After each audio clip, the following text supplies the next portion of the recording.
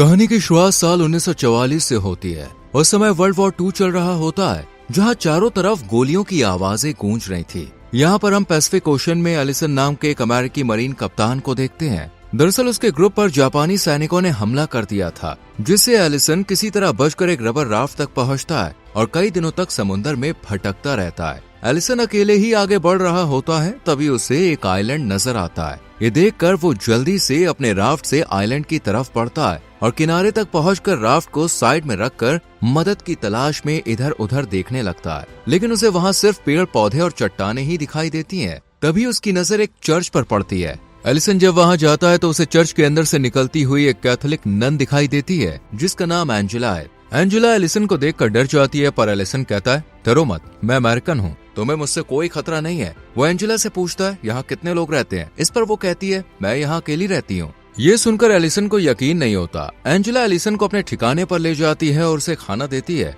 Allison उससे पूछता है, तुम यहाँ अकेली क्यों रह रही हो? एंजेला कहती है, मैं एक पादरी के साथ इस आइलैंड पर आई थी। हमें कुछ बुजुर्ग पादरी को जापानी सैनिकों से बचाकर निकालना था, लेकिन जब हम यहाँ पे पहुँचे तब तक जापानी पहले से ही आइलैंड पर आ चुके थे और वो उन पादरियों को पकड़कर अपने साथ ले जा चुके थे। जंग का माहौल देखकर हमने तय किया कि कुछ दिनों तक हम यहीं छुपे रहेंगे। लेकिन कुछ दिन के बाद जिस पादरी के साथ में आई थी उसकी तबीयत बिगड़ गई और उनका निधन हो गया। तब से मैं यहाँ पर अकेली रह रही हूँ। मेरे लोगों को लगा कि जापानी सैनिकों ने भी मुझे पकड़ लिया है, इसलिए कोई मुझे बचाने नहीं आया। एलिसन भी उसे अपनी कहानी बताता है। वो कहता है कि मैं मरीन हूँ, हमारे ग्रुप पर जापानी सैनिकों ने हमला कर दिया था और मैं अपनी जान बचाकर किसी तरह यहाँ तक पहुँचा हूँ। इसके बाद एलिसन थोड़ी देर आराम करता है। जब वो उठता है तब देखता है कि एंजेला मोमबत्ती जलाकर भगवान से प्रार्थना कर रही है और ईश्वर से मार्गदर्शन मांग रही है। फिर दोनों बाहर खाने की तलाश में निकलते हैं। एलिसन पेड़ पर चढ़कर नारियल और फल तोड़ता है और एंजेला को नीचे देता है, लेकिन एलिसन को प्रोटीन के लिए कुछ और खाने के लिए चाहिए होता है। तभी उसे समुद्र में एक टर्टल दिखाई देता है। ये देखकर वो रस्सी और लकड़ी लेकर राफ्ट में बैठता है। एंजेला भी उसके साथ बैठती है और दोनों टर्टल की ओर बढ़ते हैं। पर एलिसन के लिए टर्टल को पकड़ना इतना आसान नहीं होता। वो इस कोशिश में समुद्र में गिर जाता है, मगर एंजेला की मदद से वो टर्टल पकड़कर दोबारा राफ्ट में आ जाता है। इसके बाद एलिसन आइलैंड में लौटकर टर्टल को पकाता है और खाता है। वो एंजेला से कहता है, इस आइलैंड में हमारे पास सब कुछ है, अगर कोई हमें बचाने ना भी आए तब भी हम जिंदा रह सकते हैं। एंजेला उससे पूछती है, तुम्हारे घर में कौन कौन है? एलिसन कहता है, मैं अनाथ हूँ। मैं 14 साल तक अनाथ आश्रम में रहा हूँ। पढ़ाई पूरी करने के बाद मैंने आर्मी ज्वाइन करने का फैसला किया, क्योंकि मैं अपने देश के लिए कुछ करना चाहता था। एंजेला भी उसे बताती है, मैं भी अनाथ हूँ, मुझे ईश्वर पर बहुत ज्यादा भरोसा है, इसलिए मैंने नन बनने का फैसला किया। इससे मुझे बहुत खुशी मिलती है और मैं लोगों को सही राह दिखाना चाहती हूँ। एलिसन और एंजेला एक दूसरे से काफी अलग होते हैं। एंजेला बहुत ही शांत स्वभाव की होती है। वो भगवान पर बहुत भरोसा करती है और नियमित रूप से प्रार्थना करती है, जबकि एलिसन भगवान पर इतना विश्वास नहीं करता और थोड़ा सख्त मिजाज का होता है। अगले दिन एलिसन और एंजेला को आसमान में जापानी लड़ाकू विमान दिखाई देता है। ये देखकर एलिसन एंजेला को लेकर छुप जाता है, क्योंकि अगर उन्हें देख लिया गया तो दोनों की जान जा सकती थी। एलिसन एंजेला से कहता है, हमें कुछ दिनों तक छुपकर रहना चाहिए। मैंने एक गुफा देखी है, वहाँ पर रहना ठीक रहेगा। एंजेला को भी ये सही लगता है, इसलिए वो एलिसन के साथ गुफा में चली जाती है और दोनों पूरा दिन वहीं रहते हैं। अगली सुबह उन्हें बम की तेज आवाज सुनाई देती है। एलिसन गुफा से बाहर झांक कर देखता है तो उसे दिखता है कि जापानी विमान आइलैंड पर भयंकर बमबारी कर रहा है। ये देखकर एंजेला बहुत डर जाती है और प्रार्थना करने लगती है। एलिसन उसे हिम्मत देता है और शांत करता है। कुछ देर बाद जब विमान वहां से चले जाते हैं तब दोनों गुफा से बाहर आते हैं। वो देखते हैं कि चारों ओर तबाही का मंजर है। उनका घर और चर्च भी पूरी तरह से नष्ट हो चुका होता है। तभी जापानी सैनिकों की एक टुकड़ी मौसम विज्ञान शिविर स्थापित करने के लिए आइलैंड पर आती है और जिस राफ्ट से एलिसन यहाँ आया था उसे भी नष्ट कर देते हैं। उन्हें देखकर एलिसन और एंजेला फिर से गुफा में छुपने को मजबूर हो जाते हैं। उनके आसपास जापानी सैनिक घूम रहे होते हैं। ये देखकर एलिसन सतर्क हो जाता है और एंजेला को एक और जाने को कहकर चाकू लेकर खड़ा हो जाता है, लेकिन वो सैनिक गुफा के अंदर नहीं आते और वहाँ से चले जाते हैं। यहाँ एंजेला एलिसन से कहती है कि मैं खुद को जापानी सैनिकों के हवाले कर देती हूँ। मुझे उम्मीद है कि मेरे जैसे नन को वो कुछ नहीं करेंगे। इससे तुम्हें मौका मिलेगा यहाँ से भागने का। वो ये भी कहती है कि हमारे पास खाने के लिए कुछ भी नहीं बचा है, लेकिन एलिसन उसकी बात नहीं मानता और कहता है कि हम ये रिस्क नहीं ले सकते। वो तुम्हारे साथ कुछ भी कर सकते हैं, हमें यहीं छिपे रहना होगा। शाम को एलिसन गुफा से बाहर आता है। वो देखता है कि जापानी सैनिकों ने कई कैंप बना लिए हैं। उनसे बचते हुए वो दूसरी ओर मछली पकड़ने जाता है, लेकिन कुछ जापानी सैनिक उसे देख लेते हैं। तब एलिसन मरा हुआ होने का नाटक करता है। ये देखकर उन्हें शक नहीं होता और वो वहां से चले जाते हैं। इसके बाद एलिसन मछली पकड़कर वापस गुफा में आता है और एंजेला के साथ मछली खाने लगता है।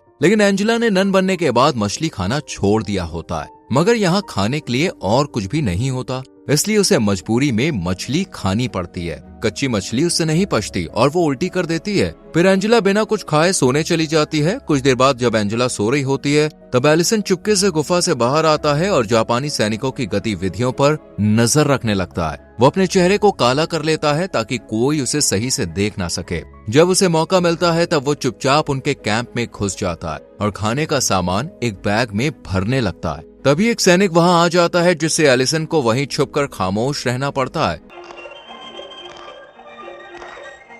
उसे वहां से भागने का मौका नहीं मिलता और स्थिति बहुत खतरनाक हो जाती है, जिससे उसे पूरी रात वहीं रहना पड़ता है। अगली सुबह जब सभी जापानी सैनिक कैंप के बाहर ट्रेनिंग में व्यस्त होते हैं, तब एलिसन धीरे धीरे बैग लेकर बिना देखे बाहर निकलता है और एक जगह जाकर छुप जाता है। उधर एंजेला जब उठती है तो गुफा में एलिसन को नहीं पाती। ये देखकर वो घबरा जाती है और उसे लगता है कि शायद एलिसन मारा गया, जिससे वो रोने लगती है। वहीं एलिसन जापानी सैनिकों से बचते हुए गुफा में वापस लौट आता है। उसे सही सलामत देखकर एंजेला बहुत खुश होती है। एलिसन उसे बताता है कि मैं खाने के लिए कैंप में गया था, लेकिन एंजेला उस पर गुस्सा हो जाती है। वो कहती है, तुम मुझे बिना बताए चले गए, जिससे मैं बहुत डर गई थी। तब एलिसन कहता है, अगली बार से मैं ऐसा नहीं करूंगा। अगले दिन एलिसन एंजेला को एक फूल और एक कंघी गिफ्ट करता है, जिसे देखकर एंजेला खुश हो जाती है। वो एंजेला से पूछता है, क्या तुम अपनी नन जैसी जिंदगी छोड़कर नॉर्मल लाइफ नहीं जीना चाहती? इस पर एंजेला बताती है कि उसने अभी तक अपनी अंतिम प्रतिज्ञा नहीं ली है और नन बनने के लिए 5 साल का समय दिया जाता है, ताकि कोई भी सही निर्णय ले सके, और वो अभी भी उस फैसले पर पूरी तरह अडिग नहीं है। दरअसल एलिसन को एंजेला पसंद आने लगी है, इसलिए वो नहीं चाहता कि वो पूरी तरह से नन बन जाए। तभी उन्हें बाहर से आवाजें सुनाई देती हैं और वो देखते हैं कि जापानी सैनिक द्वीप छोड़कर जा रहे हैं, जिससे दोनों को बहुत खुशी होती है। जापानी कैंप में छोड़े गए सामान से अब उन्हें खाने पीने की दिक्कत नहीं रह जाती। इसके बाद एलिसन एंजेला को बताता है कि वो बचपन से बहुत अकेला रहा है। उसने कई मुश्किलें झेली हैं, लेकिन अब वो उसके साथ खुश रहना चाहता है और कहता है कि मैं तुमसे प्यार करने लगा हूँ, इसलिए मैं चाहता हूँ कि तुम अपना नन बनने का इरादा बदल लो और युद्ध खत्म होने के बाद मुझसे शादी कर लो। ये सुनकर एंजेला चौंक जाती है और कहती है कि उसने खुद को ईश्वर को समर्पित किया है और वो अपने ईश्वर को धोखा देकर किसी और के साथ नहीं रह सकती। ये सुनकर एलिसन को बहुत दुख होता है, पर वो उससे कहता है, अगर तुम्हें मेरी बातों से ठेस पहुंची हो तो तुम मुझे माफ करना।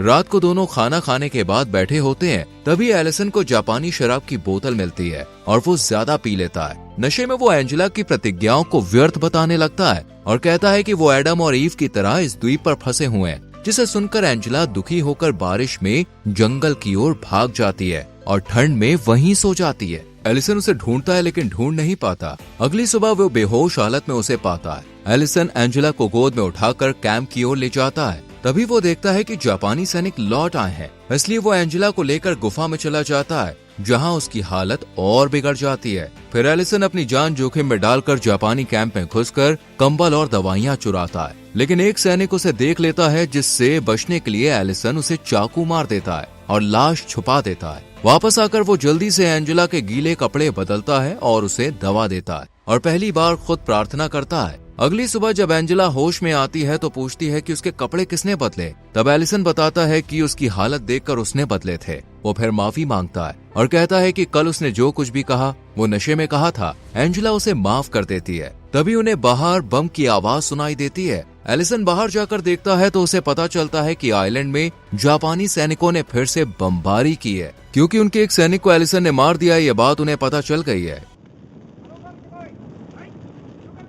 इसलिए वो लोग एलिसन को मारने के लिए चारों तरफ ढूंढ रहे हैं। एलिसन जब एंजेला को बताता है कि जब वो चादर लेने गया था तब एक सैनिक ने उसे देख लिया था, तो उसे आत्मरक्षा में मारना पड़ा। ये सुनकर एंजेला को बहुत दुख होता है और वो भगवान से माफी मांगती है। इसी बीच कुछ जापानी सैनिक खोजते हुए गुफा के पास आ जाते हैं। उनमें से एक कहता है, अगर कोई अंदर है तो बाहर आ जाओ, नहीं तो हम गुफा में ग्रेनेड फेंक देंगे। अब एलिसन और एंजेला के पास 2 ही ऑप्शन होते हैं, या तो वो सरेंडर कर दें या फिर ग्रेनेड से मर जाएं। दोनों बहुत ज्यादा डर जाते हैं। एंजेला प्रार्थना करने लगती है। उन्हें लगता है कि अब उनकी मौत निश्चित है। तभी बाहर जोरदार बमबारी होती है और वहां मौजूद जापानी सैनिक जोर जोर से चिल्लाने लगते हैं। इससे एलिसन समझ जाता है कि अमेरिकी नौसेना ने आइलैंड पर बमबारी शुरू कर दी है। एलिसन और एंजेला गुफा से बाहर आकर देखते हैं कि अमेरिकी नौसेना के विमान जापानी सैनिकों पर बमबारी कर रहे हैं। ये देखकर दोनों खुश हो जाते हैं। एलिसन कहता है कि अमेरिकी सैनिकों को लैंडिंग आसान नहीं होगी, क्योंकि जापानी सोल्जर 4 तोप अपने साथ लेकर आए थे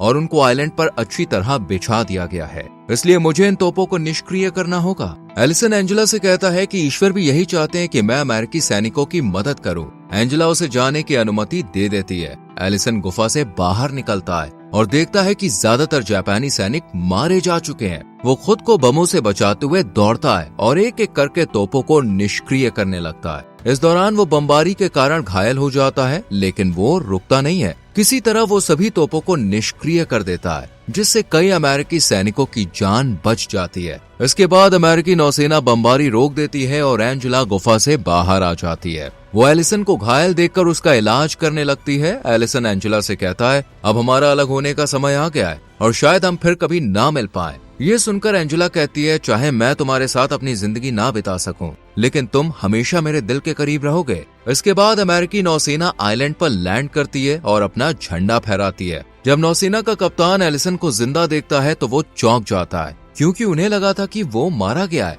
वो लोग एलिसन को स्ट्रेचर पर लेटाकर ले जाने लगते हैं और उसके पीछे एंजेला भी चलती है। एलिसन ने कभी भी एंजेला पर अपने प्यार का दबाव नहीं डाला और उसके नन बनने के फैसले की पूरी इज्जत की। वहीं एंजेला भी एलिसन को समझती है। ये फिल्म हमें सिखाती है कि सच्चा प्यार सिर्फ साथ रहने में नहीं होता, कभी कभी दूर रहकर भी दिल जुड़ जाते हैं। और इसी के साथ फिल्म समाप्त होती है। दोस्तों, अगर आप एलिसन की जगह होते तो क्या आप भी अपने देश के लिए जान जोखिम में डालते? इस पर अपनी राय कमेंट सेक्शन में जरूर दें। वीडियो को यहाँ तक देखने के लिए thank you very much. Video को लाइक और शेयर करके चैनल को सब्सक्राइब करें और बेल आइकॉन प्रेस करें, जिससे आपसे आने वाली वीडियोस मिस ना हो। मिलते हैं अगली वीडियो में। Till then bye bye, take care.